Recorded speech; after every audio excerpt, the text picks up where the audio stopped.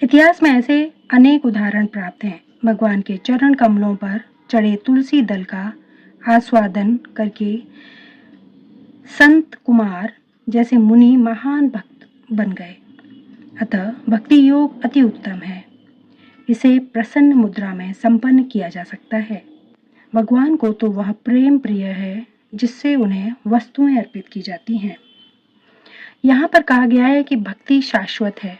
यह वैसी नहीं है जैसा कि मायावादी चिंतक साधिकार कहते हैं।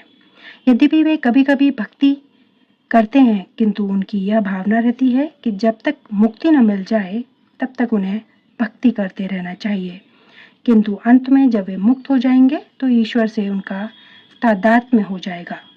इस प्रकार की अस्थायी, सीमित, स्वार्थमय भक्ति शुद्ध भक्ति नहीं मानी जा सकती। वास्तविक भक्ति तो मुक्ति के बाद भी बनी रहती है। जब भक्त भगवत धाम को जाता है तो वहां भी वह भगवान की सेवा में रत हो जाता है। वह भगवत धाम से तदाकार नहीं होना चाहता। जैसा कि भगवत गीता में देखा जाएगा, वास्तविक भक्ति मुक्ति के बाद प्रारंभ होती है। मुक्त होने पर जब मनुष्य ब्रह्मपद पर स्थित होता है, ब्रह्माभूत, तो उसकी भक्ति प्रारंभ होती है। कोई भी मनुष्य कर्म योग, ज्ञान योग, अष्टांग योग या अन्य योग करके भगवान को नहीं समझ सकता। इन योग विधियों से भक्ति योग की दिशा में किंचित प्रगति हो सकती है, किंतु भक्ति अवस्था को प्राप्त हुए बिना कोई भगवान को समझ नहीं पाता।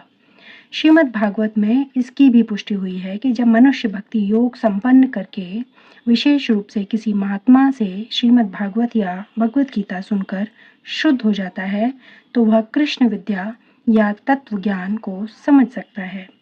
एवं प्रसन्न मनसो भगवती भक्तो गत। जब मनुष्य का हृदय समस्त व्यर्थ की बातों से रहित हो जाता है तो वह समझ सकता है कि ईश्वर क्या है। इस प्रकार भक्ति योग या कृष्ण भावनामृत समस्त विद्याओं का राजा और समस्त गुह्य ज्ञान का राजा है।